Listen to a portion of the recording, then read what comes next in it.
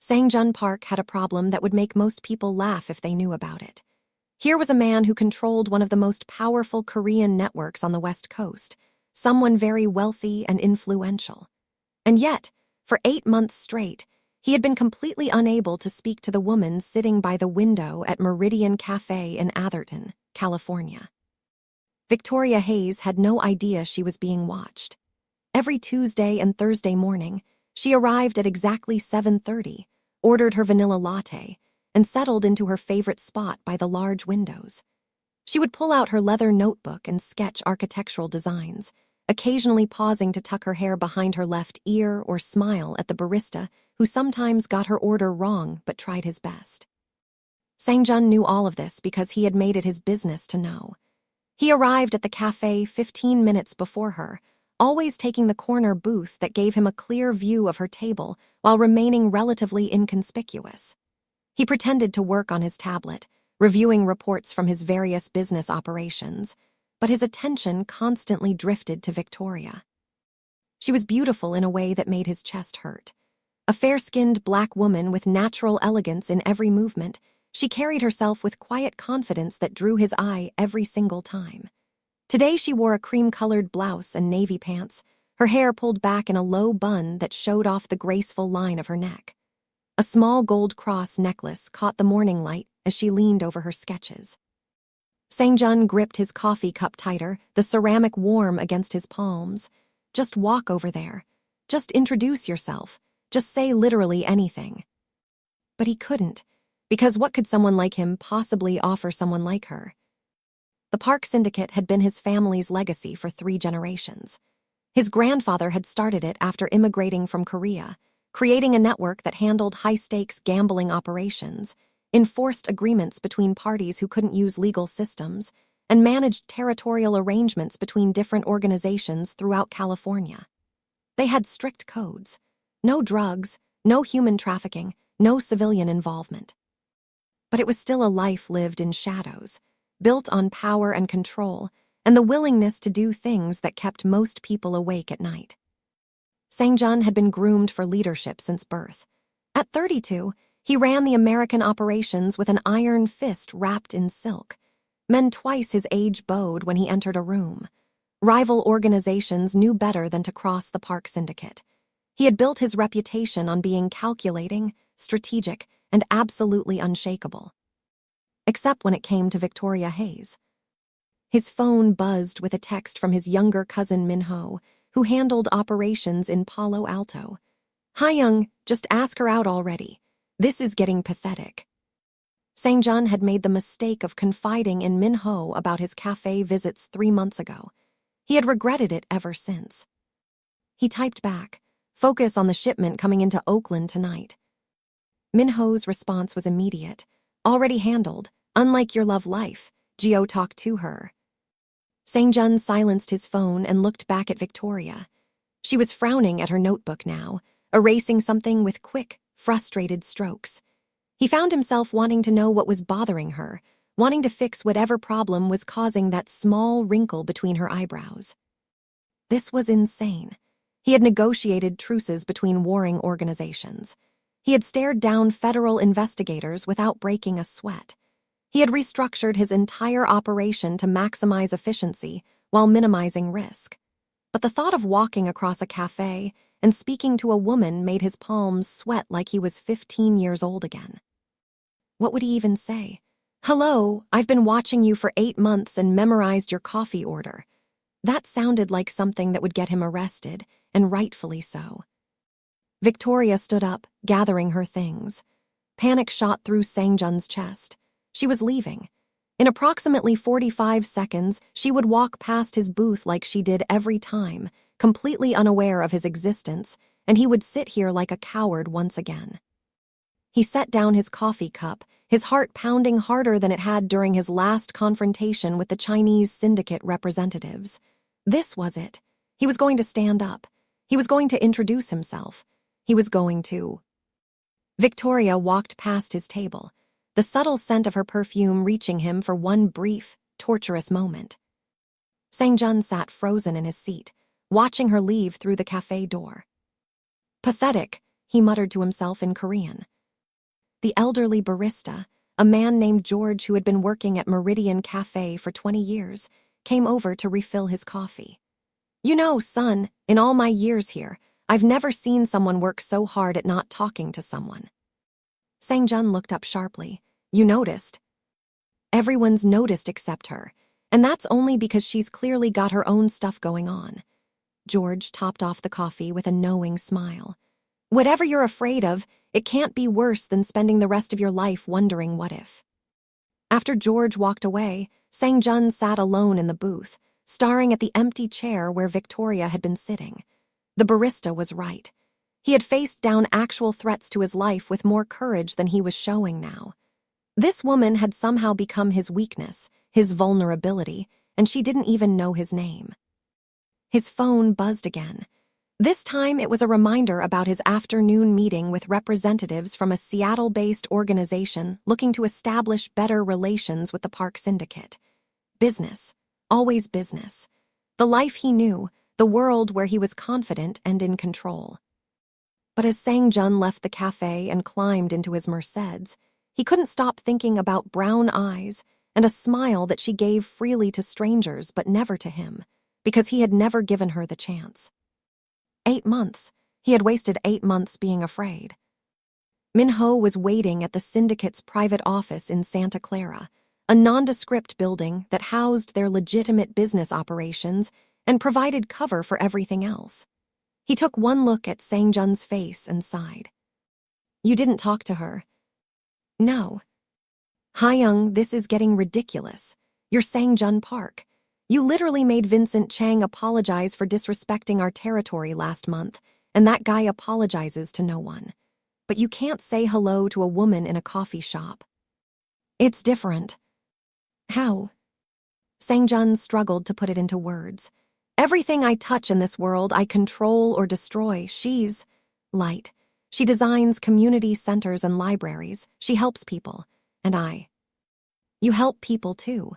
Our organization provides structure, protection, resolution for disputes that would otherwise turn bloody. You've prevented more violence than you've caused. That's not how she would see it. That's not how any normal person would see it. Min-ho leaned back in his chair, studying his cousin with unusual seriousness.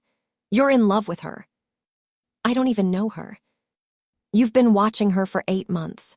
You know her coffee order, her schedule, the way she sketches when she's thinking. You know her, Hyung. You're just too scared to let her know you. Sang-jun had no response to that, because it was completely true. The meeting with the Seattle representatives went smoothly. Agreements were reached, territories were respected, everyone left satisfied. This was what Sang-jun was good at, reading people, finding mutually beneficial solutions, maintaining the delicate balance of power that kept their world functioning. But that night, alone in his penthouse apartment in Menlo Park overlooking the bay, Sang-jun found himself looking at Victoria's Facebook profile again. He had found it months ago, but had never sent a friend request, never liked anything, just observed from a distance like he did at the cafe. Her latest post was a photo of a building she had helped design, a community center in San Jose. The caption read, "Nothing better than creating spaces where people can feel safe and connected. This one's special." Safe, connected, 2 things Sang-jun's world rarely provided. He closed the laptop and stared out at the city lights. Somewhere out there, Victoria was living her life completely unaware that a Korean Mafia boss had fallen for her from across a coffee shop and was too afraid to do anything about it. Tomorrow was Thursday. She would be at the cafe again. And Sang-jun would be there too, watching from his corner booth, trapped in a pattern he didn't know how to break. I want to ask you a question. Do you think a powerful man like Sang-jun will ever find the courage to speak to Victoria? Drop your thoughts below. I want to hear your thought in the comment section. Now, let's continue. Victoria Hayes rushed through the doors of Patterson and Associates Architecture in downtown San Jose, already 20 minutes late for the morning meeting. Her boss, Richard Patterson, gave her a look that clearly communicated his disapproval as she slipped into her seat at the conference table. This was the third time this month her Tuesday and Thursday cafe visits had made her late. Jessica Rodriguez, her best friend and fellow architect at the firm, slid a blueberry muffin across the table with a sympathetic smile. Victoria mouthed, "Thank you," and tried to focus on the presentation about their upcoming projects. But her mind kept drifting back to the cafe, to the quiet morning routine that had somehow become essential to her peace of mind. After everything she had been through in Chicago, those 2 mornings a week were her anchor, her safe space before diving into the demands of work and life. "Victoria, your thoughts on the Cupertino proposal?" Mr. Patterson's voice cut through her wandering attention. She snapped back to the present, pulling up the files on her tablet. "The mixed-use development has strong potential, but we need to ensure the residential spaces don't feel like an afterthought to the commercial areas. People will actually live there. It needs to feel like home, not just profitable square footage." Mr. Patterson nodded, somewhat appeased by her contribution. The meeting continued for another hour, discussing timelines and budgets and client expectations. All things Victoria was good at, all things that should have held her full attention. But today her focus was scattered. When the meeting finally ended, Jessica cornered her in the break room. "Okay, Spill, you've got that look again." "What look?" "The one you get every Tuesday and Thursday morning. Something's going on at that cafe. You've been going there religiously for 8 months. That's not just about good coffee." Victoria poured herself a cup of the office coffee, which was significantly worse than what she got at Meridian Cafe. "It's peaceful there, that's all." "For 8 months. Girl, please, there's more to this story." Victoria hesitated, then admitted, "There's this man. He's there every time I am, always sits in the corner booth." Jessica's eyes widened with interest. "And, have you talked to him?" "No, he's never approached me. I've caught him looking a few times, but he always looks away quickly." "What does he look like?" "Korean, well-dressed, intense eyes. There's something about him that feels powerful, but also careful, like he's very aware of the space he takes up." "That's oddly specific for someone you've never talked to." Victoria shrugged, uncomfortable with how much she had noticed. After Derek, she had promised herself she would be more careful, more guarded. Noticing strange men in coffee shops did not fit that promise. Jessica studied her friend's face. "You're interested in him." "I didn't say that." "You didn't have to. I've known you for 2 years. This is the first time you've mentioned noticing any man since you moved here." That was true. After Derek, Victoria had built walls so high that even friendly male attention made her nervous. But the man in the corner booth had never made her uncomfortable. He kept his distance, never pushed into her space, just existed in the same general area twice a week. "It doesn't matter anyway," Victoria said. "He's clearly not interested enough to actually introduce himself. Or maybe he's shy. Not every guy is a pushy jerk like Derek." The mention of her ex made Victoria's shoulders tense. Derek Paulson had been her boyfriend for 3 years in Chicago. What had started as attentive interest had slowly morphed into controlling obsession. He had isolated her from friends, tracked her phone, demanded to know where she was every moment. When she finally tried to leave, he had grabbed her hard enough to leave bruises and told her she was nothing without him. It had taken restraining orders, changing her phone number, and eventually moving across the country to finally escape him. And even now, 2 years later, the scars remained. "I'm not ready for this," Victoria said quietly. "Whatever this is, I came to California to build a safe, peaceful life. Getting involved with mysterious cafe strangers doesn't fit that plan." Jessica reached over and squeezed her hand. "I know, I'm not pushing, just saying that not every man is Derek, and sometimes the universe puts people in our path for a reason." The rest of the day was consumed with work. Victoria threw herself into the Cupertino project, sketching preliminary designs for the residential spaces. She had a gift for creating homes that felt warm and welcoming despite modern aesthetics. It was what she loved most about architecture, the ability to shape spaces where people could feel safe. That evening, her phone rang with a Chicago area code. Her mother. Victoria stared at it for 3 rings before sending it to voicemail. That was the 5th call this week that she had ignored. Her mother, Linda Hayes, had never understood why Victoria left Chicago. She thought her daughter was being dramatic about Derek, that all relationships had rough patches, that Victoria should have tried harder to make it work. The fact that her mother had maintained a friendship with Derek after everything felt like a betrayal Victoria couldn't forgive. Jessica had left for the day, and the office was quiet. Victoria stayed late, working on her designs until the security guard did his evening rounds and reminded her that normal people went home at reasonable hours. Her apartment in Mountain View was small but hers, decorated exactly how she wanted with no one to criticize her choices or demand she change things to suit their preferences.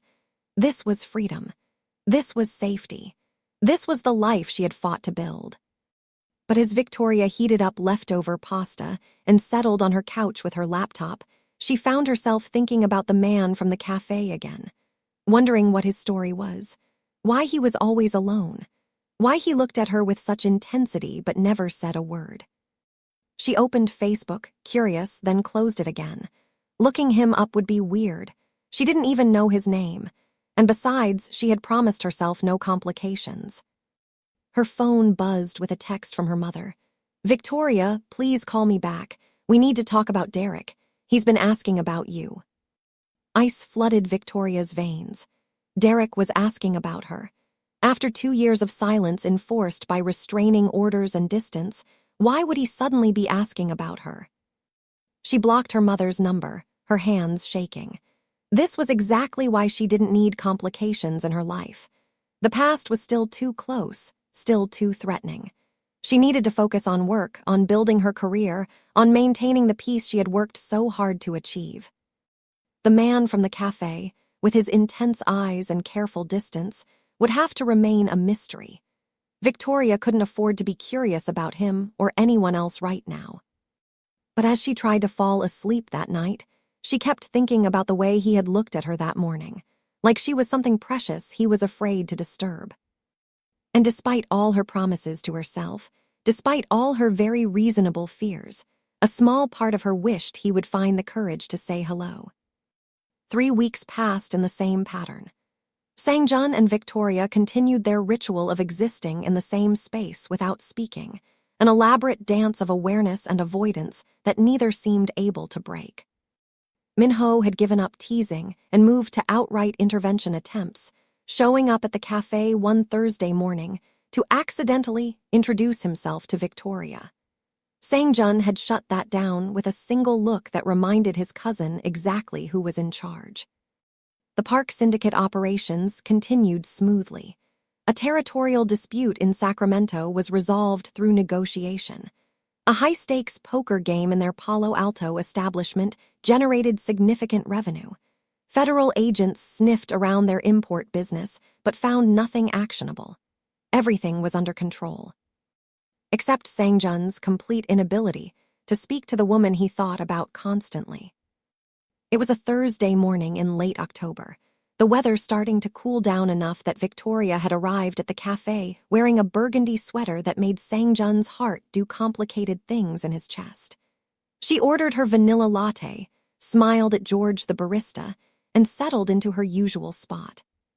Sangjun was reviewing reports from Minho about their Seattle connections when he noticed the cafe was more crowded than usual. Some local business networking event had apparently chosen Meridian Cafe as their meeting spot, filling the usually peaceful space with loud conversation and aggressive energy. He saw Victoria's discomfort immediately. She had pulled into herself slightly, her shoulders tense as the crowd pressed closer to her corner. A man in an expensive suit that screamed new money approached her table, clearly emboldened by the networking atmosphere. Sangjun couldn't hear what the man said, but he saw Victoria's polite smile, the kind that didn't reach her eyes. The kind that said, "Please leave me alone," in the most socially acceptable way possible. The man didn't leave. He sat down at her table uninvited, leaning forward in a way that invaded her space. Victoria leaned back, her body language screaming discomfort that the man either didn't notice or didn't care about. Sang-jun's fingers tightened on his tablet. This was none of his business. Victoria was perfectly capable of handling unwanted attention. He should stay in his booth and let her manage the situation. But then the man grabbed Victoria's wrist. Sang-jun was moving before he consciously made the decision. He crossed the cafe in seconds, his body language shifting into the mode that made grown men back down in business negotiations. By the time he reached Victoria's table, he was every inch the syndicate leader, radiating controlled danger.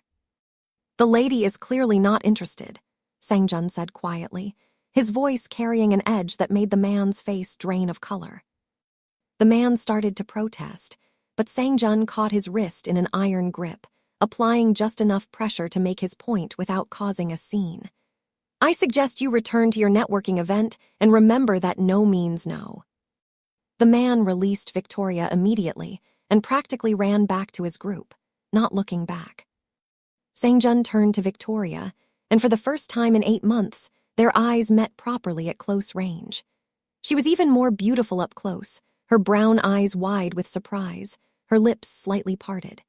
He could see the gold flecks in her irises, the small scar above her left eyebrow, every detail he had tried to memorize from across the cafe now right in front of him. "Are you okay?" he asked, his voice coming out softer than he intended, the dangerous edge completely gone. Victoria rubbed her wrist where the man had grabbed her, nodding slowly. "Yes, thank you. You didn't have to do that." "I know." Sang-jun realized he was still standing too close and stepped back, giving her space. Every instinct he had wanted to stay close, to make sure she was truly okay, but he forced himself to respect her boundaries. "I apologize if I overstepped." "No, thank you, really." Victoria studied his face, and Sang-jun saw the moment recognition dawned. "You're here a lot in the corner booth." He had been seen, months of watching from a distance, and she had noticed him too. Sang-jun felt heat rise in his face, an unfamiliar sensation for someone who had perfected the art of controlling his reactions. "Yes, I work nearby." "I'm Victoria." She offered her hand, and Sang-jun took it carefully, hyper-aware of how delicate it felt in his grip. Sang-jun, his heart was pounding harder than it had during his first negotiation with hostile syndicate representatives when he was 23. Sang-jun Park. An awkward silence stretched between them. This was his moment. The universe had literally created an opportunity for him to talk to her, say something, ask her to coffee, do literally anything besides stand here like an idiot. "I should probably get back to my work," Victoria said finally, gesturing to her notebook. "But thank you again for helping." "Of course, anytime." The words came out stiff, formal, nothing like what he wanted to say. Victoria gave him a small smile and sat back down. Sang-jun stood there for another few seconds, his brain screaming at him to say more, to extend the conversation, to not let this opportunity slip away. But his courage failed him, again. He walked back to his booth, feeling like the world's biggest coward. Minho was going to have a field day with this. For the rest of her time at the cafe, Sang-jun tried to focus on his work, but his awareness was entirely consumed by Victoria. She kept glancing over at him, her expression thoughtful. He wondered what she was thinking, whether she found his intervention helpful or creepy, whether she had noticed his pathetic inability to have a normal conversation. When Victoria packed up her things to leave, she paused by his booth. "Sang-jun." He looked up, trying to appear calm despite his racing heart. "Yes." "Same time next Tuesday." It took him a moment to understand what she was asking. "I'll be here." Her smile this time was genuine, warm, and it hit him like a physical force. "Good." After she left, Sang-jun sat in stunned silence. Had that been an invitation? Had Victoria Hayes just suggested she wanted to see him again? His phone buzzed with a text from Minho. "I'm in the parking lot and I saw everything. Finally, don't mess this up, Hyung." Sang-jun typed back, "How long have you been stalking me?" "Someone has to make sure you don't die alone. Text her." "I don't have her number." "Then get it on Tuesday. Baby steps, Hyung, baby steps." That night, Sang-jun had a meeting with representatives from a Lowe's Angels organization looking to expand into the Bay Area. Normally, he would have been entirely focused, calculating the political implications and potential benefits of such an arrangement. But his mind kept drifting to brown eyes and a smile that had been directed at him for the first time. The LA representatives noticed his distraction and misinterpreted it as a power move, assuming his apparent disinterest meant they needed to offer better terms. Sang-jun ended up with a significantly more favorable agreement than he had expected, all because he couldn't stop thinking about a woman in a burgundy sweater. Minho drove him home after the meeting, grinning like an idiot. "You're in love, Hayoung. Completely, totally gone." "I had one conversation with her." "You've been watching her for 8 months. You were already in love. Today you just finally did something about it." Sang-jun stared out the window at the passing lights of Mountain View. "I have no idea what I'm doing. This has never happened to me before." Welcome to being human instead of just being the Park Syndicate heir. It's terrifying and amazing. What if she finds out what I really do, what I really am? Then you deal with that when it happens. But Hayoung, you can't live your whole life afraid of what might go wrong. Sometimes you have to take the risk. In his penthouse that night, Sang-jun stood at the floor-to-ceiling windows overlooking the bay. Somewhere out there, Victoria was going about her evening, probably not thinking about him at all. Why would she? They had exchanged maybe 50 words total. But she had said, "Same time next Tuesday," with a smile that suggested she wanted to see him again. That had to mean something. For the first time in 8 months, Sang-jun allowed himself to hope that maybe, just maybe, this impossible thing might actually be possible. Victoria couldn't stop thinking about Sang-jun. The way he had handled that aggressive man showed controlled strength, even danger.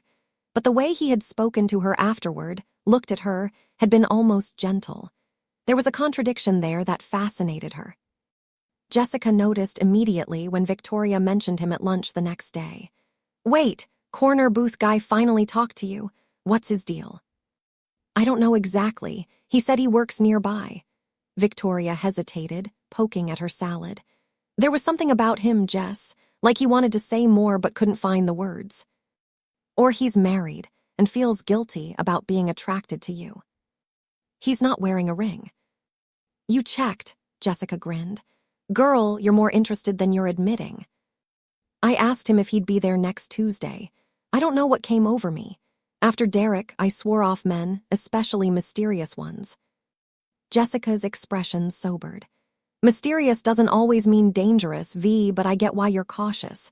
Just be careful, okay? Trust your instincts." Victoria's instincts were completely confused. Everything about Sang-jun should have set off alarm bells. The intensity, the controlled power, the way he had handled that man with such efficiency. But somehow, he didn't make her nervous. Curious, yes. Nervous, no. The weekend passed slowly. Victoria worked on the Cupertino project, went grocery shopping, video called with Jessica about their upcoming presentation. Normal, safe activities that filled her carefully constructed life. But Sunday evening, everything changed. Victoria was leaving her apartment to pick up takeout when she saw him. Derek, standing by her car in the parking lot of her Mountain View complex. Her blood turned to ice. He looked the same. Sandy hair, blue eyes, the athletic build he was so proud of. But there was something harder in his expression now, something that made her instinctively step back toward her apartment building. "Victoria, baby, we need to talk," Derek said, moving toward her with that familiar confident stride that used to make her feel safe and now made her skin crawl. "How did you find me? I have a restraining order against you." Her voice shook despite her efforts to sound strong. "That expired 6 months ago. You really should keep better track of these things." Derek smiled, but it didn't reach his eyes. "And your mom told me where you live. She agrees that we should work things out."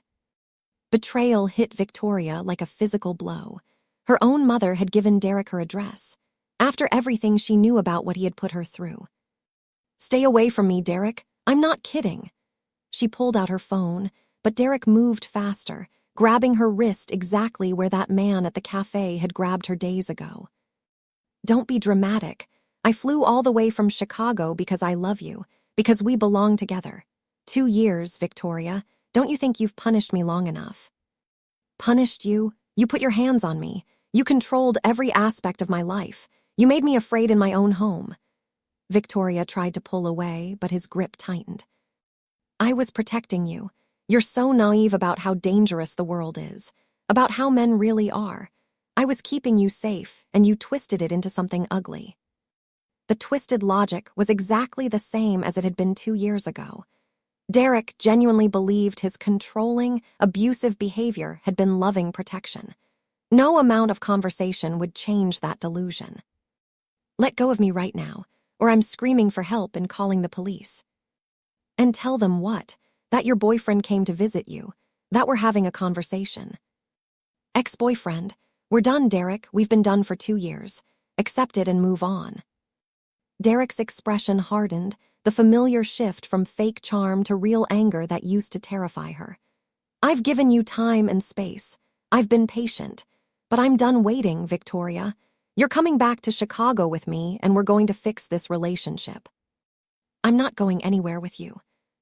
He pulled her closer, his other hand coming up to grip her shoulder. "You don't get to make that choice."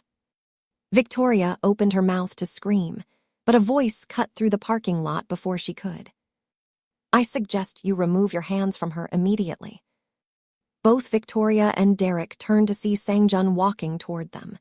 He must have just arrived in the parking lot, his Mercedes parked a few spaces away. He was dressed casually in dark jeans and a black sweater, but there was nothing casual about the way he moved, the contained danger in every step. Derek laughed, not releasing Victoria. "Who the hell are you? This is between me and my girlfriend." "I'm not your girlfriend," Victoria said through gritted teeth. Sang-jun stopped a few feet away, his dark eyes locked on Derek's hands where they gripped Victoria. "This is your last warning. Let her go." "Or what? You'll fight me over some woman you don't even know." Derek's grip on Victoria tightened possessively. "Get lost, buddy. This doesn't concern you." What happened next occurred so fast that Victoria barely processed it. Sang-jun moved with practiced efficiency, breaking Derek's hold on her and twisting his arm behind his back in a movement that was clearly designed to control without causing serious injury. Derek cried out in surprise and pain. "You have 3 seconds to apologize to the lady and leave, or I call the police and press charges for assault," Sang-jun said calmly, maintaining his hold on Derek. "Your choice." "You're breaking my arm." "I'm applying uncomfortable pressure to your shoulder joint. Your arm is fine. 2 seconds." Derek struggled briefly, then seemed to realize he was completely outmatched. "Fine, I'm sorry, okay. Let me go." Sang-jun released him and stepped back, positioning himself between Derek and Victoria. "Get in your car and drive away. If you contact Victoria again, if you come near her again, if you so much as think about her, I will make it my personal mission to ensure you regret it. Do we understand each other?" Derek rubbed his shoulder, his face red with humiliation and rage. "This isn't over, Victoria. You can't hide behind your new boyfriend forever." "Actually, she can," Sang-jun said quietly, and there was something in his voice that made Derek go pale. "Now leave before I change my mind about being civilized." Derek looked between Sang-jun and Victoria one more time, then practically ran to his rental car. He peeled out of the parking lot fast enough to leave tire marks. The moment he was gone, Sang-jun turned to Victoria with concern replacing the cold danger in his expression. "Are you hurt? Did he harm you?" Victoria was shaking, adrenaline flooding her system. "I'm okay. How are you here? This is my building." Sang-jun looked suddenly uncomfortable. "I live here too. Building C, I saw you from my balcony and realized something was wrong." "You live here." Of all the apartment complexes in Mountain View, they lived in the same one. "For about 6 months now. I've seen you around a few times but never wanted to seem like I was following you or anything." He ran a hand through his hair, clearly flustered. "This isn't how I wanted our second conversation to go." Despite everything, Victoria almost laughed. You just saved me from my psycho ex-boyfriend. I think the circumstances of our second conversation are pretty good. Your ex-boyfriend, Sang-jun repeated slowly. The one who had a restraining order against him. How did you know about that? You mentioned it to him.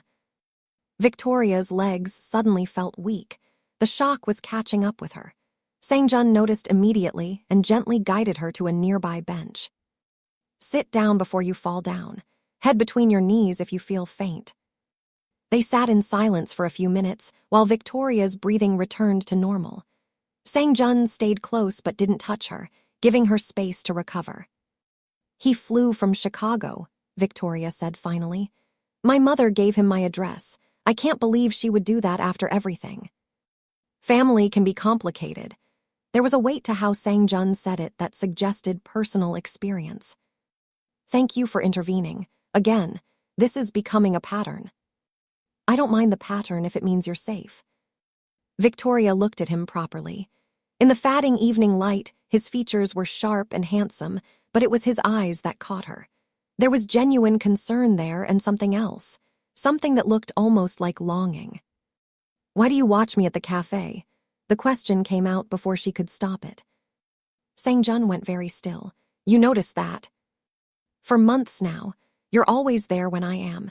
You always sit in the same booth. You look at me when you think I'm not paying attention. He was quiet for a long moment, seeming to wrestle with what to say. Finally, because you're the most beautiful thing I've ever seen, and I'm apparently a coward who spent 8 months unable to introduce myself properly. Victoria's breath caught. The raw honesty in his voice was completely unexpected. Why didn't you introduce yourself, I mean? Because I'm not the kind of man someone like you should know. I'm not. He struggled to find words. I'm not good, Victoria, not like you are. You don't know me well enough to know if I'm good. You design community centers and libraries. You smile at baristas who get your order wrong. You're patient and kind, and you create spaces where people feel safe. Sang-jun looked away. That's not my world. What is your world? This was the moment. Victoria could see him weighing how much to tell her, whether to be honest or create a comfortable lie. She held her breath, waiting. I run a family business. It's been in my family for 3 generations. We handle situations that exist outside normal legal channels. High-stakes negotiations, territorial agreements, enforcement of contracts that can't go through traditional systems. He met her eyes directly. Some people call it the Korean Mafia. Technically, that's not inaccurate. Victoria should have been shocked, should have stood up and walked away from this admission. But somehow, it made sense. The controlled power, the efficiency with which he had handled Derek, the way he moved through the world like someone used to being in charge. Are you a dangerous person? She asked quietly. To people who threaten what I protect, yes. To innocent civilians going about their lives, no. We have strict codes. No drugs, no human trafficking, no involving people who aren't part of our world. But you're still a criminal. By legal definition, yes. Victoria absorbed this, her mind racing. Everything about this situation screamed danger. She had spent 2 years building a safe, uncomplicated life. Getting involved with someone from an organized crime syndicate was the literal opposite of safe. You're being very honest, she said finally. I told you I would be. I won't lie to you, Victoria, not about this. Why not? Most people would. Because you deserve the truth before you decide whether someone like me is allowed anywhere near your life. They sat in silence, the weight of his confession hanging between them. Victoria knew the smart choice, the safe choice. Thank him for his help and walk away before this became complicated. But she couldn't stop thinking about how gentle his voice had been when he asked if she was hurt. How he had positioned himself between her and Derek without hesitation. How he had spent 8 months watching her from across a cafe, too afraid to introduce himself because he thought she deserved better than what he could offer. I need time, Victoria said finally, to process this, to think about what it means. Sang-jun nodded, clearly expecting this answer. Of course, take all the time you need. But for what it's worth, I'm glad you were here tonight. I'm glad you told me the truth instead of lying. That's worth more than you know. Victoria stood up, her legs steadier now. I should go inside. My takeout order is probably sitting abandoned at the restaurant. I'll walk you to your door. Make sure Derek didn't come back. They walked in silence to her building, taking the elevator to the 3rd floor. Victoria's apartment was at the end of the hall, and she unlocked it with shaking hands that had nothing to do with Derek and everything to do with the man standing protectively beside her. Thank you again, Sang-jun, for everything. You don't have to thank me. I'll always help you if you need it. He hesitated, then added, I'm in Building C, Apartment 7B, if you ever need anything, or if Derek comes back. Okay. He turned to leave, then paused. Victoria, Tuesday at the cafe, will you still be there? She should say no, should cut ties before they formed, should protect herself from the complications standing in front of her. Yes, she heard herself say, I'll be there. The smile that crossed Sang-jun's face was worth every risk. Victoria barely slept that night. Every time she closed her eyes, she saw Derek's face, felt his hands gripping her wrist and shoulder. But she also saw Sang-jun, the calm efficiency with which he had protected her, the raw honesty when he explained who he was. A Korean mafia boss. That's what he had essentially admitted to being. Victoria should have been terrified, should have been planning to move to a different building, a different city, anywhere away from that kind of danger. Instead, she found herself wondering what his life was really like. What kind of man controlled a criminal organization, but spent 8 months too scared to talk to a woman in a coffee shop? Monday morning, Jessica took one look at Victoria's face and demanded the full story. They went to a quiet corner cafe far from the office, and Victoria told her everything. Derek showing up, Sang-jun's intervention, the confession about the syndicate. Okay, let me get this straight, Jessica said slowly. Corner booth guy, who you've been low-key crushing on for months, lives in your building, saved you from Derek not once but twice, and is also a Korean mafia boss. That about sums it up. And you're still planning to meet him at the cafe tomorrow. I think so. I don't know, Jess. This is insane. After Derek, I promised myself no complications, no risks. And here's Sang-jun, literally the definition of complicated and risky. But he's not like Derek, is he? Victoria thought about that. No, Derek controlled because he was insecure and cruel. Sang-jun has actual power, but he's never used it to intimidate me. If anything, he's been almost careful around me, like he's afraid of scaring me off. Which is kind of sweet, in a crime lord sort of way.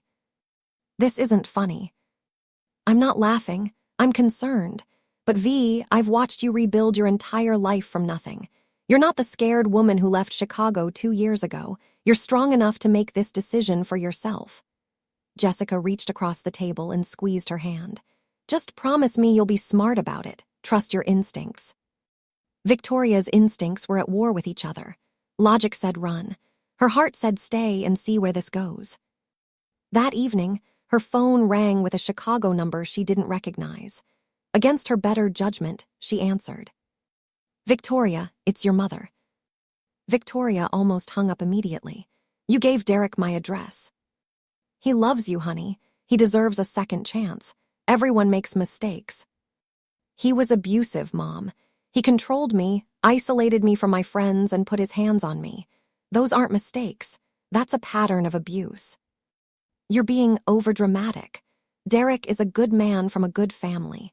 You're not getting any younger, Victoria. You can't afford to throw away a relationship over a few arguments. The casual dismissal of her trauma made Victoria's blood boil. I'm 28, not elderly, and they weren't arguments, they were abuse, but clearly you don't want to hear that. I just want you to come home, to stop running and face your problems. I'm not running. I'm building a life on my own terms. And if you can't respect that, if you're going to keep giving my personal information to my abusive ex, then we don't have anything more to talk about. Victoria hung up before her mother could respond, then immediately blocked the number. Her hands were shaking, tears streaming down her face. The betrayal from her own mother hurt almost as much as Derek showing up had.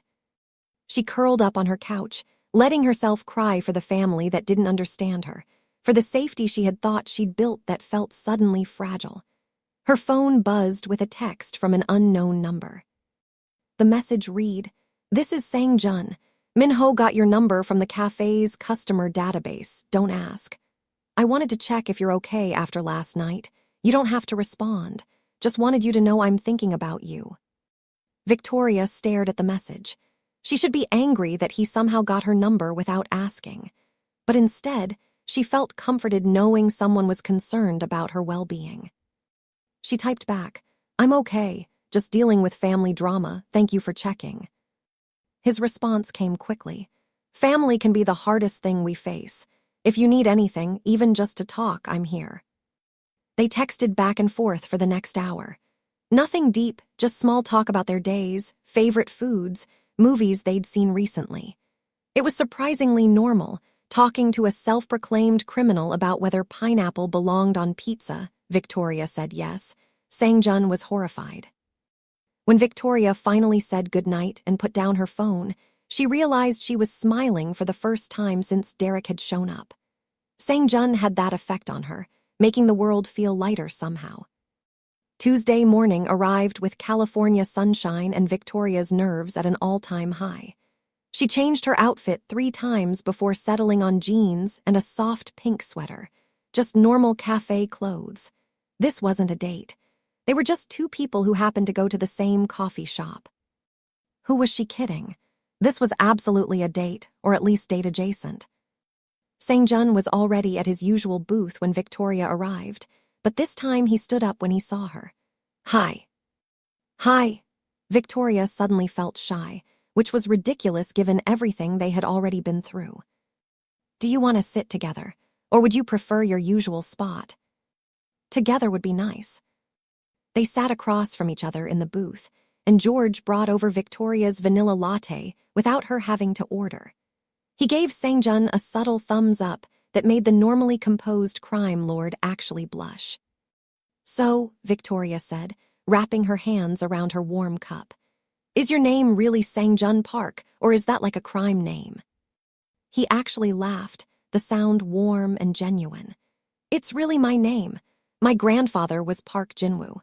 He started our organization after immigrating from Korea in the 70s. "Tell me about him." Sang-jun's expression softened with memory. He was hard but fair, believed in honor and protecting those who couldn't protect themselves. The organization started because Korean immigrants were being exploited and victimized, and the police didn't care. My grandfather created a system where our community could find justice and protection. That's actually kind of noble. It started that way, over time. It evolved into what it is now. More complicated, more morally gray, but we still maintain those core principles. They talked for 2 hours, the cafe filling and emptying around them without either noticing. Sang-jun told her about growing up with the weight of family expectations, being groomed for leadership since childhood. Victoria shared her dreams of starting her own architectural firm someday, designing affordable housing that didn't sacrifice beauty for budget. "You want to create homes," Sang-jun said thoughtfully.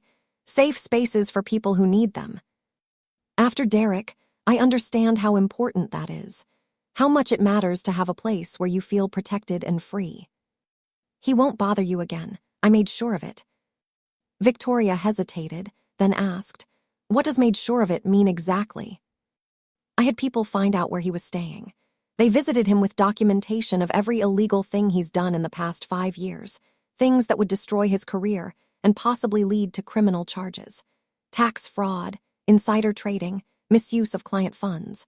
Derek isn't as clean as he pretends." Sang-jun met her eyes directly. "They explained that if he stayed in California or contacted you again, that information would be delivered to appropriate authorities and his employer. He flew back to Chicago yesterday morning." "You investigated him in one day." "I have extensive resources." Victoria processed this. "You didn't hurt him, though." "Not physically. I promised you I wouldn't, and I keep my promises." "Why do you do that? Keep your promises to me when you barely know me." Sang-jun was quiet for a moment, choosing his words carefully. Because in my world, trust is currency. Loyalty is everything. And I want you to be able to trust me, Victoria.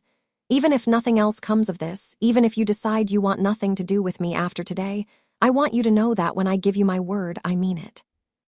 There was such sincerity in his voice that Victoria felt something shift in her chest. This dangerous man, this criminal who controlled an organization she barely understood, was being more honest and vulnerable than most people she had known her whole life. I want to know you, she said quietly. The real you. I want to understand your world, even if it scares me a little. It should scare you. I won't pretend there aren't risks. I've spent 2 years playing it completely safe, and I'm tired of letting fear make all my decisions. Victoria reached across the table, and Sang-jun met her halfway, their fingers intertwining. So tell me everything. Help me understand. For the next hour, Sang-jun explained the structure of his organization. The legitimate businesses that provided cover and income. The gambling operations they ran in private clubs. The way they mediated disputes between parties who couldn't use legal systems, essentially operating as an alternative justice system for people who existed on society's margins. We don't deal drugs, he emphasized. We don't traffic people. We don't hurt civilians or involve anyone who doesn't knowingly enter our world. Those are hard lines we never cross. But you've hurt people who are part of your world. Yes, when necessary to maintain order or protect what's ours.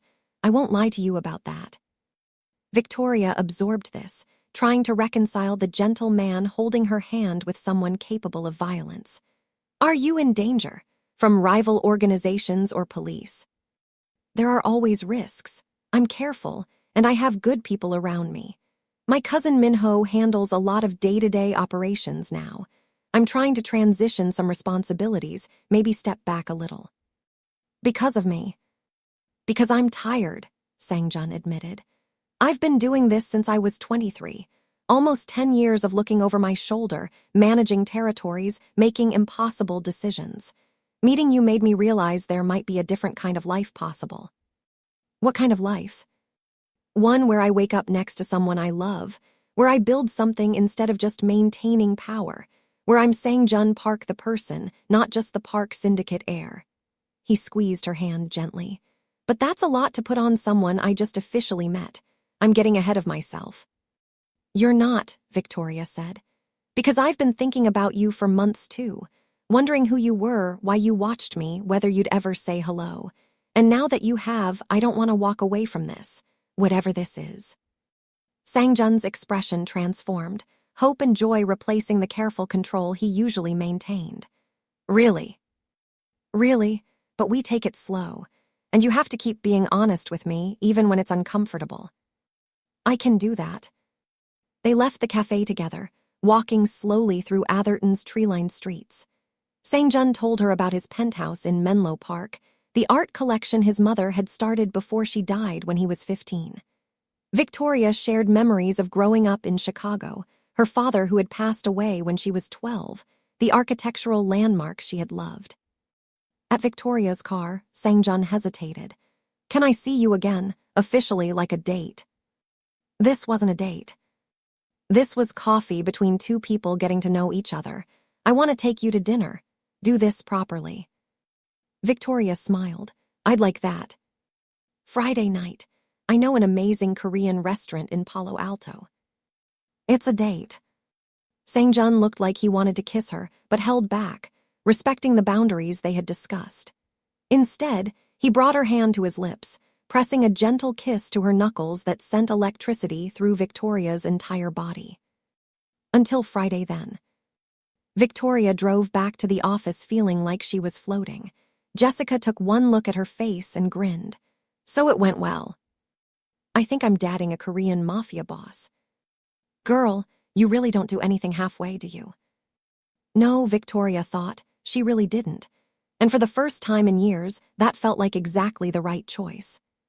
The next 3 weeks were the best of Victoria's life. She and Sang-jun fell into an easy rhythm. Coffee twice a week, dinner Friday nights, long phone conversations that stretched into early morning hours. He was funny and thoughtful, remembering small details she mentioned in passing and surprising her with little gestures that made her heart race. He brought her favorite pastries from a bakery in San Jose when she mentioned working late on the Cupertino project. He sent flowers to her office with a note that just said, "Thinking of you." He listened when she talked about her architectural dreams and asked genuine questions that showed he cared. Victoria met Minho properly at a dinner in Palo Alto. Sang-jun's cousin was charming and funny, immediately putting her at ease while also clearly being protective of his older cousin. "He's been different since he met you," Minho told her when Sang-jun stepped away to take a phone call. "Lighter, more like the person he is underneath all the responsibility." "What was he like before?" "Focused, controlled. Everything was about the syndicate, maintaining power, fulfilling expectations. He never let himself want anything personal." Minho smiled at her warmly. "You're good for him, Victoria. Don't let the business stuff scare you off." But the business stuff was always there, lurking in the background. Phone calls Sang-jun had to take in Korean, stepping away to handle situations he couldn't explain. Nights when he was tense and distant, clearly dealing with syndicate problems he didn't want to bring into their relationship. Victoria tried to be understanding, but it was hard not knowing what he was facing, whether he was safe, whether the danger she knew existed in his world would eventually touch them. 3 weeks into their relationship, everything changed. Victoria was working late at her office on a Thursday evening when her phone rang. Sang-jun's name appeared on the screen, but his voice was tight with barely controlled fury when she answered. "Victoria, I need you to listen carefully and not panic. Can you do that?" Her heart started racing. "What's wrong?" "Someone from a rival organization found out about you. About us. I'm sending Minho and 2 of my most trusted people to your office right now. They're going to take you somewhere safe while I handle this." Fear shot through her system like ice water. "Handle what? Sang-jun, what's happening?" "There's a Chinese syndicate that operates in the Bay Area. Their leader, Wei Chen, has been looking for an excuse to challenge my territory for months. He thinks you're a weakness he can exploit." "How did he even know about me?" "Someone in my organization talked. I'm dealing with that internally." His voice softened slightly. "But right now, I need you safe. Please, Victoria, don't fight me on this. Let my people protect you." Victoria looked around her empty office, suddenly aware of how vulnerable she was. "Where will you be?" "Meeting with Chen.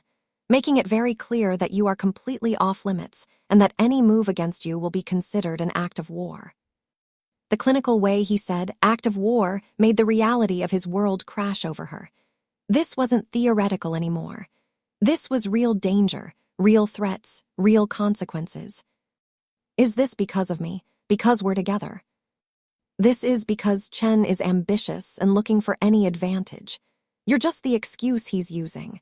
But Victoria, I promise you, I won't let anything happen to you. I will burn down half the Bay Area before I let someone hurt you." The intensity in his voice should have frightened her. Instead, it made her feel protected in a way she never had before. "Okay, I'll wait for Minho." "Thank you. I'll call you as soon as this is resolved." Minho arrived 15 minutes later with 2 serious-looking men Victoria had never met. They were polite but efficient, escorting her to a luxury apartment in Palo Alto that was clearly a syndicate safe house. Well-stocked kitchen, comfortable furniture, and security measures Victoria didn't even want to think about. "Hyung will fix this," Minho assured her as he made sure all the locks and cameras were active.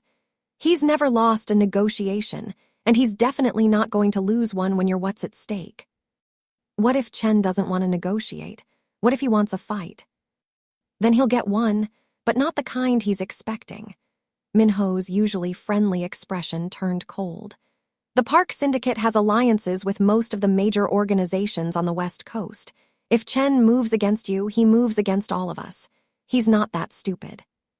After Minho left with instructions to keep the door locked and not answer for anyone but him or Sang-jun, Victoria found herself alone with her spiraling thoughts. She paced the apartment, trying to process what was happening. This was her life now. being protected in safe houses because criminals saw her as leverage. This was the reality of dating someone like Sang-jun, the danger she had known intellectually, but was now experiencing viscerally. Her phone buzzed with a text from an unknown number. Against her better judgment, she opened it. The message contained a photo of Sang-jun meeting with several men in what looked like a warehouse. The men appeared to be Chinese, based on their features. One was clearly in charge, probably Wei Chen. The message read, "Your boyfriend's in over his head. Walk away now, or you'll get hurt when this all falls apart." Victoria stared at the photo, her hands shaking. This was a scare tactic, had to be, but what if it wasn't? What if Sang-jun really was in danger because of her? She typed out a response, then deleted it. Whoever sent this wanted her to panic, wanted her to doubt. She wouldn't give them that satisfaction. But doubt crept in anyway. Was she being naive? Was Jessica right that this was too dangerous, too complicated? Victoria had worked so hard to build a safe life, and now she was hiding in a safe house because someone wanted to use her to hurt the man she was falling for. The man she was falling for. Victoria sat with that realization. When had it happened? When had Sang-jun Park gone from a stranger in a cafe to someone she was genuinely falling in love with? Maybe it was the way he looked at her like she was precious and powerful at the same time. Maybe it was his honesty, even when the truth made him vulnerable. Maybe it was watching him be gentle despite the violence his world demanded. Or maybe it was simply that he saw her, really saw her, in a way no one else ever had. Hours passed with no word. Victoria tried to sleep but couldn't, her mind creating worst-case scenarios. What if Chen didn't back down? What if there was violence? What if Sang-jun got hurt protecting her? At 1 a.m, she heard voices in the hallway, then a key in the lock. Victoria grabbed a kitchen knife, her heart pounding before Minho's voice called out, "Victoria, it's us. We're coming in." The door opened, and Sang-jun walked in. He looked exhausted, his usually perfect appearance slightly disheveled, but unharmed. Relief flooded through Victoria so intensely that her legs almost gave out. "It's over," Sang-jun said, crossing to her immediately. Chen backed down. Victoria dropped the knife and threw herself into his arms. He caught her, holding her tight against his chest. She could feel his heart racing, smell the faint scent of cigarette smoke clinging to his clothes from wherever he'd been. "What happened?" she asked against his shoulder. "I called in every favor I had. Representatives from the Korean syndicates in LA and Seattle, the Vietnamese organization that controls San Jose, even the Italian families that operate in San Francisco. We presented a united front. Chen was basically told that if he moved against you, he'd be moving against all of us." Sang-jun pulled back to look at her face. "He's ambitious, but he's not suicidal. He agreed to leave you alone." Just like that. There were negotiations, concessions on other matters, but yes, you're safe now. Victoria thought about the text message. "Someone sent me a photo of you meeting with Chen, tried to scare me." Sang-jun's expression darkened. "I'll find out who. That kind of intimidation won't be tolerated." "Sang-jun, is this my life now? Hiding in safe houses whenever someone decides to use me as leverage?" He looked away, pain clear on his face. "Potentially. As long as I'm in this life, as long as I run the syndicate, there will be people who see those I care about as weak points to exploit. I can minimize the risk, surround you with protection, but I can't eliminate it entirely." "Then maybe we need to rethink this. Us." The words hurt to say, but Victoria needed to be realistic. She had fought too hard for peace and safety to spend her life looking over her shoulder. Sang-jun's face went carefully blank, the mask of control dropping back into place. "If that's what you want, I understand. Your safety and peace of mind matter more than my feelings." Victoria looked at this man who had orchestrated a coalition of criminal organizations just to keep her safe, who had been nothing but honest even when honesty cost him, who looked at her like she was worth risking everything for. "What I want," she said slowly, "is for you to kiss me. Because we've been dating for 3 weeks, and you've been such a perfect gentleman that I'm starting to think you don't want to. And if we're going to have complicated and dangerous, we might as well have the good parts too. Surprise flickered across Sang-jun's features, then something that looked like relief and want all mixed together. Are you sure? After tonight, after everything. I've never been more sure of anything. He cupped her face with trembling hands, his thumbs gently stroking her cheeks. I love you, he said quietly. I know it's too soon, and I know I shouldn't say it, but after tonight I can't keep it in. I love you, Victoria. I've loved you since the first time I saw you smile at a stranger who didn't deserve your kindness. I love the way you create beauty and safety for people who need it. I love your strength and your vulnerability, and the fact that you're still here despite every reason to run. Tears slipped down Victoria's cheeks. It's not too soon, because I love you too, and it terrifies me, but I'm done letting fear make all my choices. Sang-jun kissed her like she was air and he was drowning, like she was the answer to questions he hadn't known how to ask. Victoria melted into him, all her fears and doubts quieting in the certainty of this moment, this connection. When they finally broke apart, both breathing hard, Sang-jun rested his forehead against hers. I don't want you to have to hide in safe houses, he whispered. I don't want my world to keep threatening yours. I need to figure out a better way. We'll figure it out together, Victoria said. Because I'm not walking away from this. From you, we just need to find a way to make it work. They stayed in the safe house that night, talking until dawn about possible solutions. What if Sang-jun stepped back from active leadership? What if they went public with their relationship so Victoria couldn't be used as secret leverage? What if they left California entirely, started fresh somewhere his reputation didn't reach? None of the options were perfect, but Victoria felt better knowing they were facing this together. She wasn't alone in trying to navigate this impossible situation. As the sun rose over Palo Alto, painting the sky in shades of pink and gold, Sang-jun held Victoria close and promised, I will find a way to give you the life you deserve. One where you're safe and free and never have to be afraid. I already have the life I deserve, Victoria said. Because I have you in it, everything else we'll figure out as we go. For the first time since the crisis started, Sang-jun smiled. And Victoria knew, despite all the complications and dangers, she had made the right choice. Love was worth fighting for. They were worth fighting for. And together, they would find a way to build a future that honored both their worlds. The next few months tested them in ways neither had anticipated.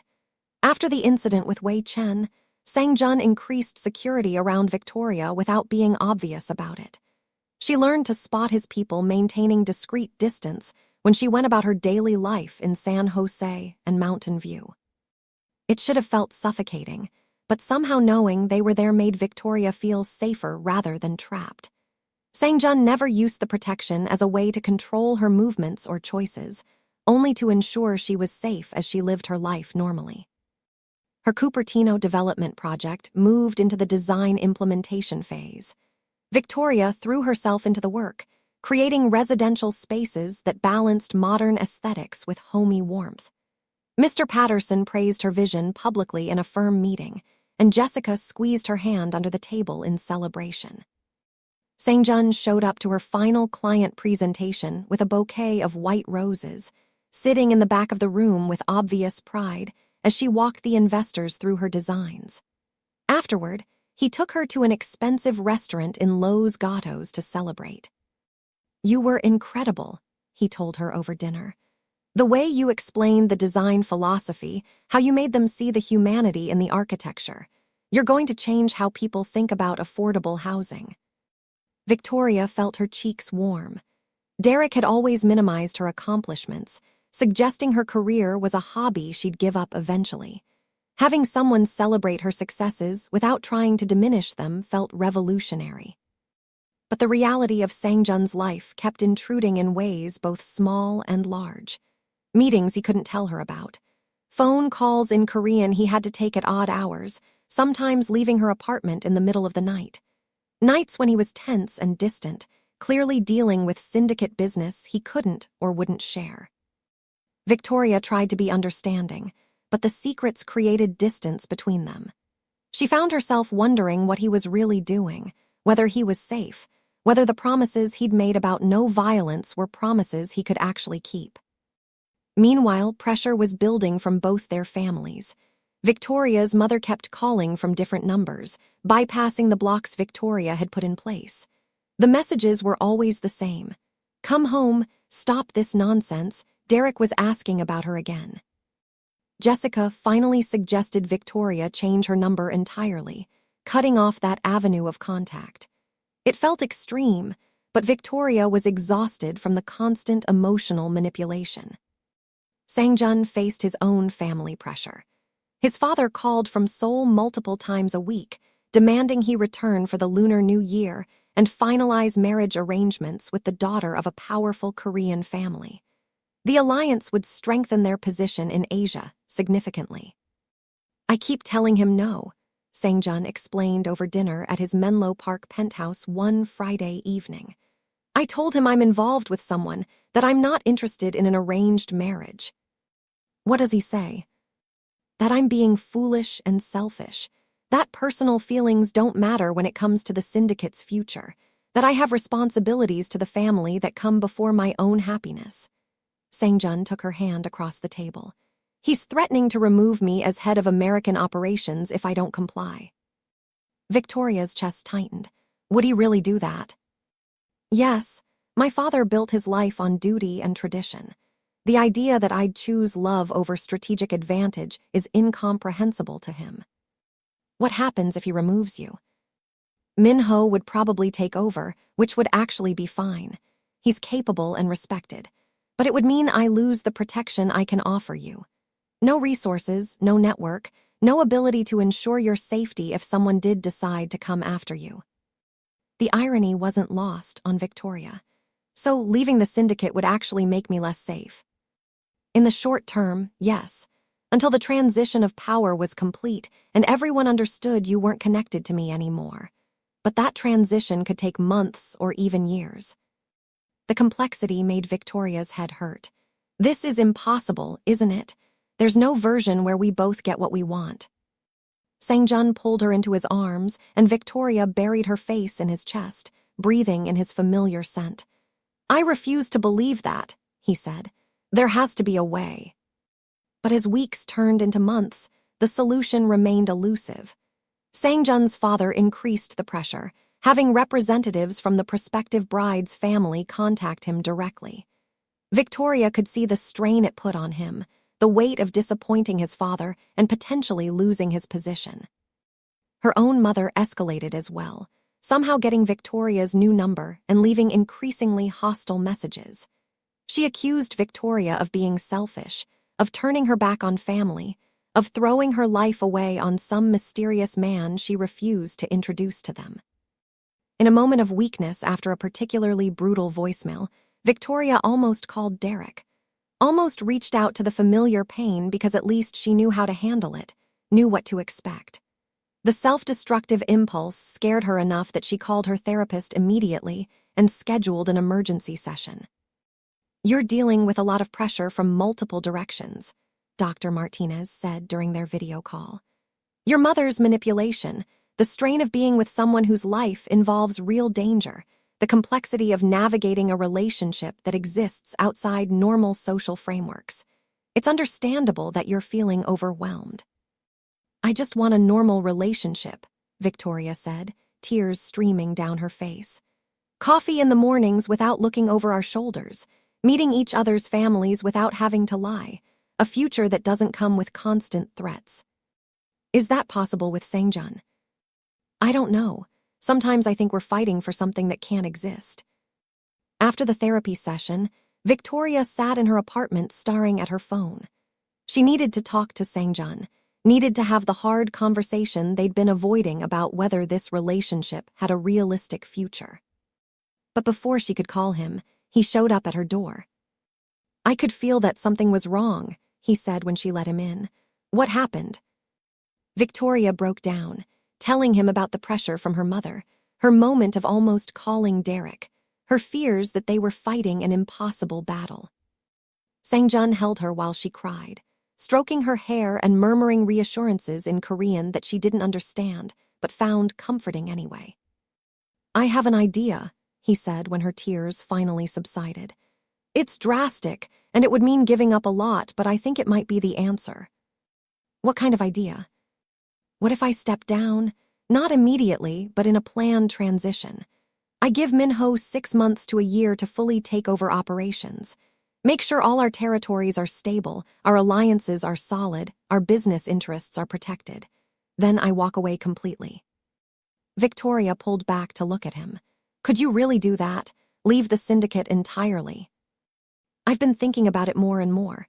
This life, it's all I've ever known. I was raised for it, trained for it, told my entire life that it was my destiny and duty. But Victoria, it's not all I want anymore. He cupped her face gently. You asked me what I want. I want a life where I come home to you every night, where the biggest decision we make is what to watch on Netflix, where I'm just Sang-jun, not the Park Syndicate heir. That's a huge sacrifice. Your family business, your father's respect, everything you've worked for. My father made his choices about what matters to him. I deserve to make mine.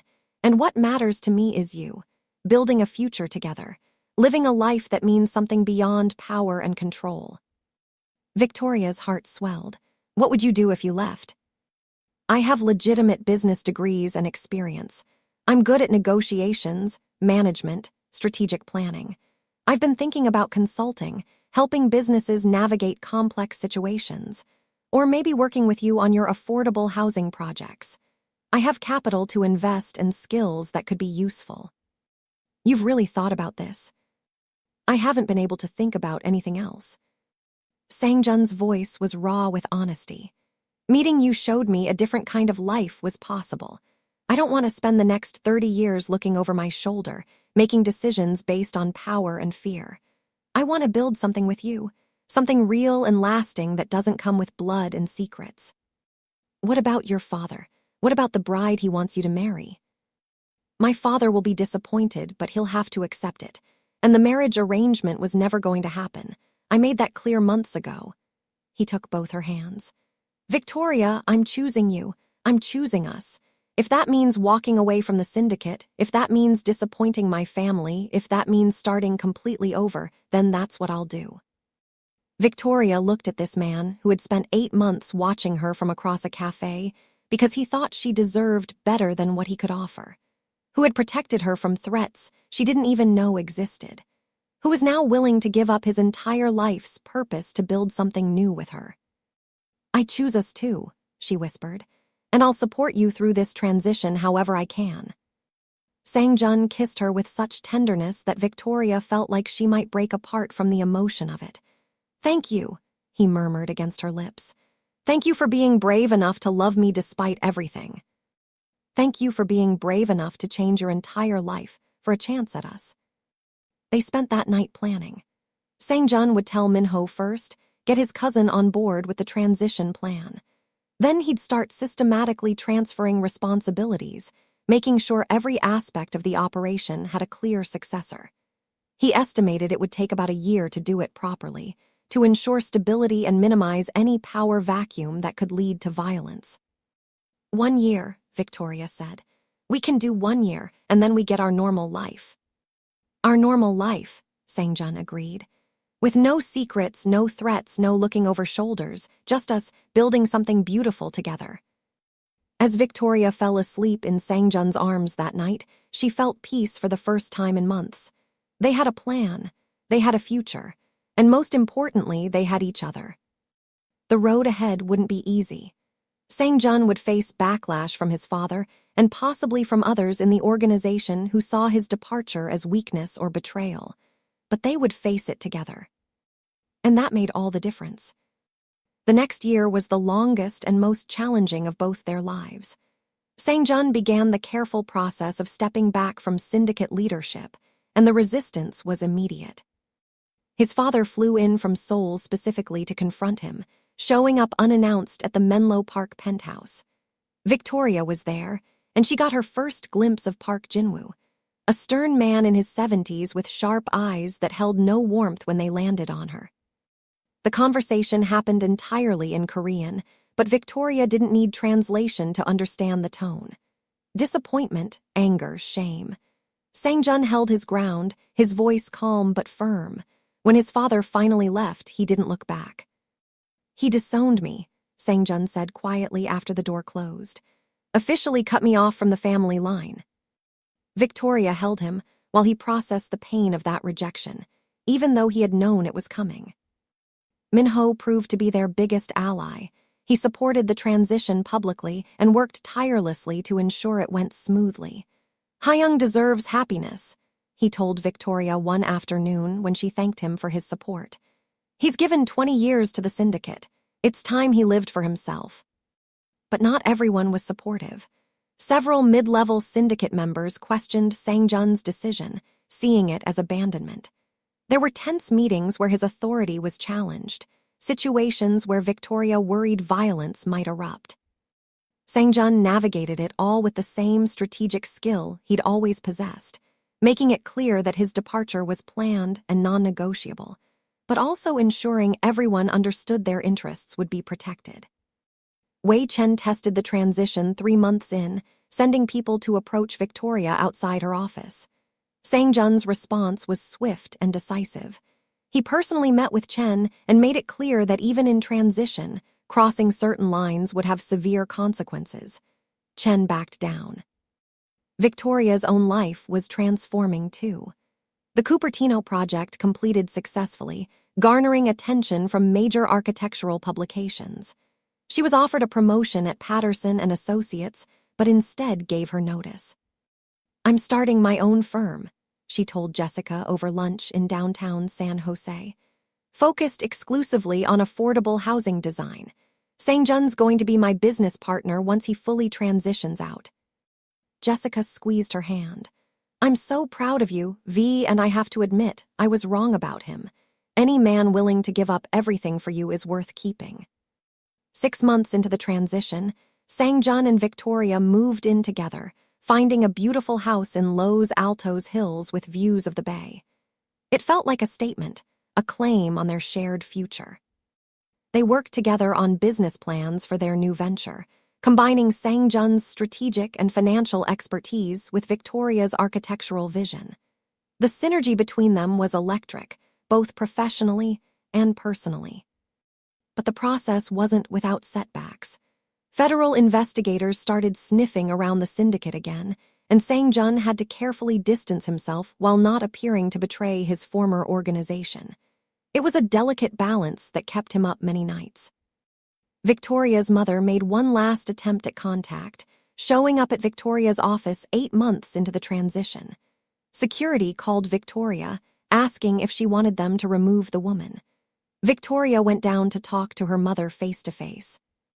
"I flew all this way to see you," Linda Hayes said, looking older and more tired than Victoria remembered. "You flew here to manipulate me into doing what you want. There's a difference. I'm your mother. I deserve to meet this man you're throwing your life away for." Victoria took a deep breath. "You gave my address to my abuser. You dismissed my trauma. You chose Derek over your own daughter. You don't deserve anything from me, Mom, and I'm not throwing my life away. I'm building exactly the life I want with someone who respects and loves me. I'm sorry that's not the life you wanted for me, but it's mine." "Victoria, I hope someday you understand that real love doesn't control or diminish.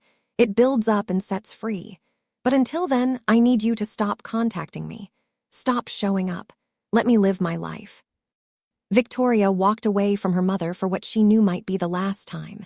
It hurt, but it also felt like freedom. 10 months in, there was a final crisis. A younger member of a rival organization tried to make a name for himself by targeting Victoria, not understanding that even though Sang-jun was transitioning out, he was still protected by extensive alliances. The young man was caught before he could do anything, but it shook Victoria badly. For a week, she couldn't sleep, jumping at every sound. Sang-jun stayed with her constantly, patient and protective. "Is it always going to be like this?" she asked one sleepless night. "Even after you're completely out, will there always be someone who sees me as a target?" "No," Sang-jun said firmly. "Once the transition is complete and Min-ho is fully established as the new leader, you'll just be a civilian with no connection to the syndicate. But I'm accelerating the timeline. I want this done in 2 months instead of 2 more months after this one." He made it happen. Sang-jun worked around the clock, finalizing every detail, ensuring every responsibility had a clear successor, making absolutely certain the transition would hold. The final meeting happened in a private room at a restaurant in San Francisco. Representatives from all the major organizations on the West Coast attended to witness the formal transfer of power. Victoria waited in their car outside, her heart pounding. When Sang-jun emerged 2 hours later, his face was unreadable. Then he saw her and smiled, and Victoria knew it was done. "I'm free," he said, climbing into the passenger seat. "After 20 years, I'm finally free." They drove to their home in Los Altos Hills and made love like it was the first time, celebrating the beginning of their new life together. The next morning, Sang-jun woke up and made coffee in their kitchen.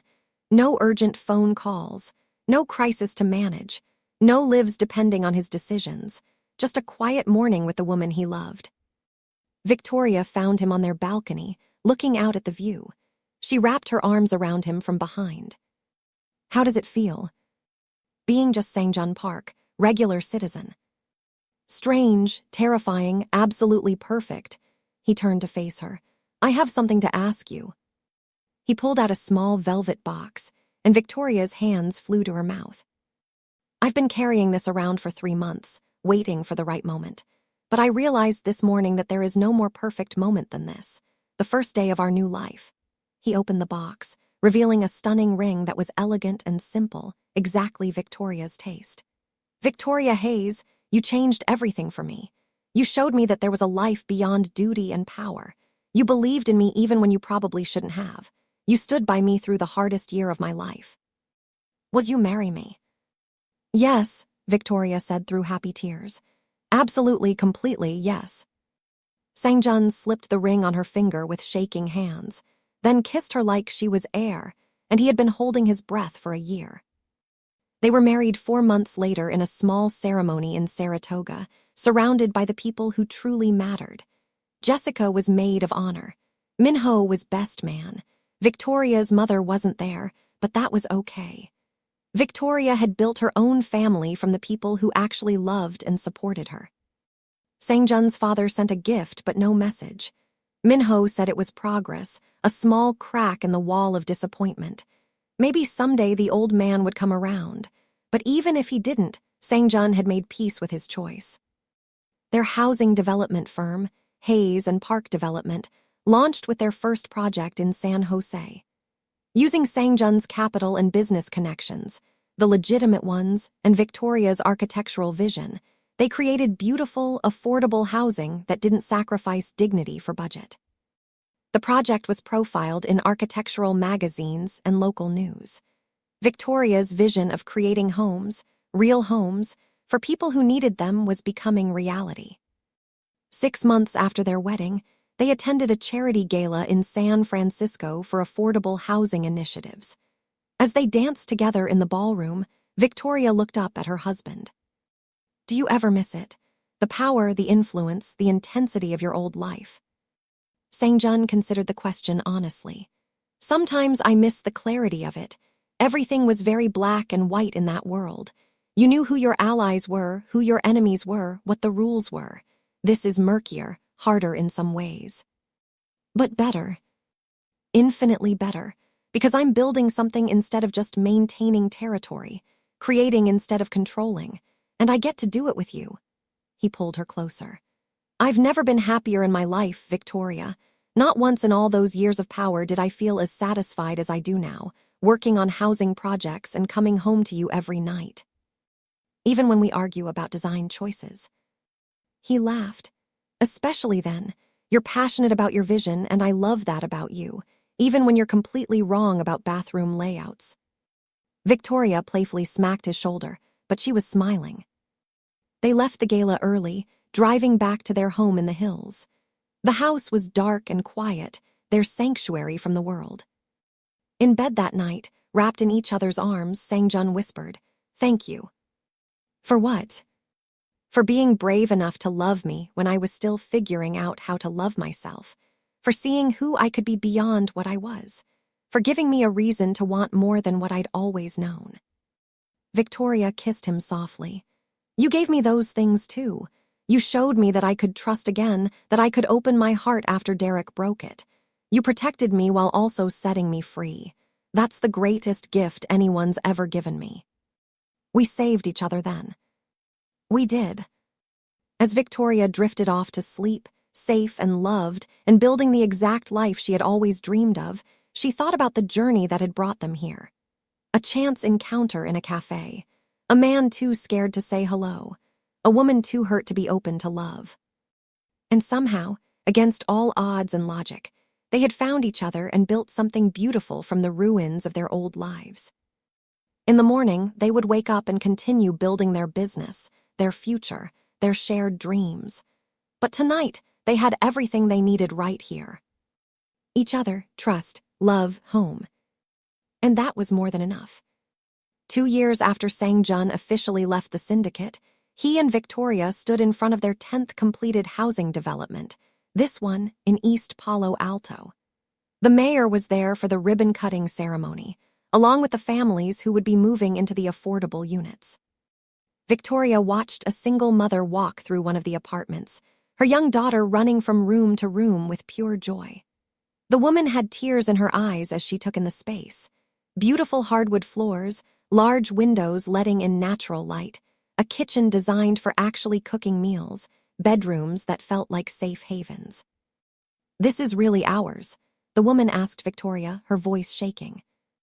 Really yours, a place where you can build a life, where your daughter can feel safe and loved. The woman hugged Victoria, whispering thank you over and over. Sang-jun put his arm around his wife's shoulders, proud of what they'd built together. After the ceremony, they drove back to their office in downtown San Jose. Hayes and Park Development had grown beyond their initial expectations, developing a reputation for creating housing that prioritized human dignity alongside affordability and sustainability. They had a team of 12 now, architects, project managers, community liaisons. Jessica had joined them 6 months ago as lead designer, leaving Patterson and Associates to be part of something she believed in. You two have built something really special, she told them at the end of that first day. This is what architecture should be about, creating homes, not just buildings.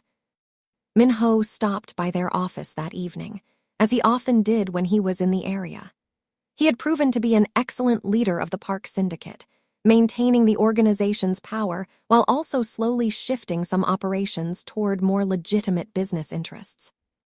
Hyung, I saw the news coverage of the East Palo Alto project. It looked amazing. We're proud of it, Sang-jun said. It's exactly what we envisioned when we started this company. And you, are you happy in this civilian life? Sang-jun looked at Victoria, who was reviewing plans at her desk, occasionally tucking her hair behind her ear in that gesture he had first noticed in a cafe years ago. Happier than I ever imagined possible. Min-ho smiled. I'm glad. You deserved this, both of you. He hesitated, then added, Your father asked about you last week, asked if you were well. It was the first time in 2 years that his father had inquired about him. Sang-jun felt something loosen in his chest. What did you tell him? That you were thriving, building something meaningful with your wife. He didn't say anything, but I could tell he was processing it. Maybe someday his father would reach out. Maybe they could rebuild some kind of relationship. But Sang-jun had made peace with the possibility that might never happen. He had built a new family from the people who accepted and supported him. That night, Sang-jun and Victoria had dinner at Meridian Cafe in Atherton. They tried to come back once a month, a pilgrimage to where everything started. George the barista always made a fuss over them, bringing Victoria her vanilla latte without her having to order and teasing Sang-jun about the months he spent being too scared to talk to her. I remember watching you sit in that corner booth, looking at her like she hung the moon, George said as he refilled their coffee. Glad you finally got your courage up, son. Me too, Sang-jun said, reaching across the table to take Victoria's hand. They sat in what used to be Sang-jun's booth, the corner that gave a view of where Victoria used to sit sketching her designs. It felt full circle, returning to this place as husband and wife, business partners, best friends. "Do you ever think about how different our lives could have been?" Victoria asked. "If you had never talked to me that day, if I had decided the risk was too much." "All the time. I think about how close I came to letting fear win, to spending the rest of my life watching you from afar but never knowing you." Sangjun brought her hand to his lips. "I'm grateful every single day that you were brave enough to give us a chance." "We were both brave. You gave up everything you knew for the possibility of us. And gained everything that actually mattered." They stayed until the cafe closed, talking about their next projects and dreaming about the future. They wanted to expand their model to other cities. Maybe open an architecture school focused on affordable housing design. Perhaps start a family in a few years, though neither was in a rush.